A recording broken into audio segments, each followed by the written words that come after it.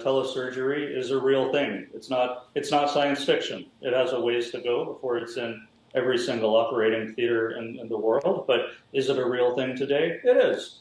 And the challenge is really, if you imagine that you are the telemedicine doctor and I am the telemedicine patient, and we're connecting right now live, and I'm describing my symptoms to you. The problem is that how do I really convey in a clinically useful way to you exactly what I'm feeling and exactly what's wrong? You're very far away. You have no tools. You got no ability to really tap me on the knee or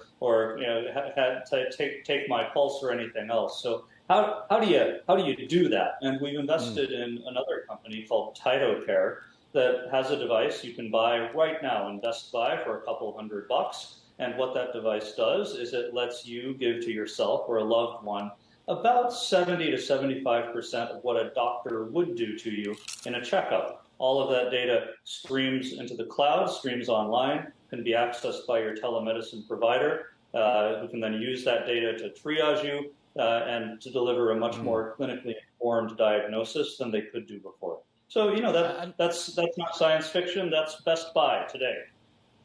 And I guess moving even further into that realm of quasi-science fiction, if you like, AI. You talked about AI a moment ago. Tell me how that space is evolving. Well, let me give you a for instance. If you and I were radiologists and we were in a hospital in, say, New York, you would be the cranial radiologist, I would be the cardiothoracic radiologist, so we would be specialized.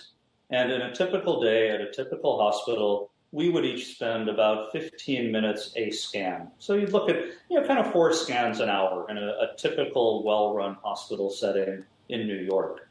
In a lot of emerging Asia, we do these benchmarking studies. And what you find out is that, first of all, there aren't enough radiologists for anyone to specialize. So there's no specialization for the most part.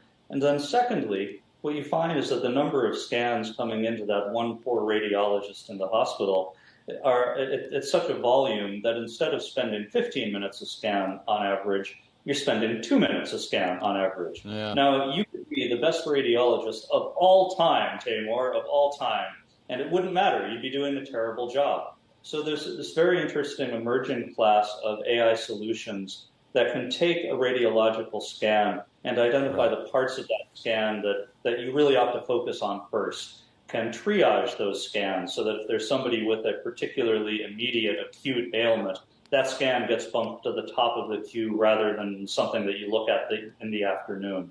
And that's a great way to get more value out of an overstretched radiology department. And that's a real use of AI today.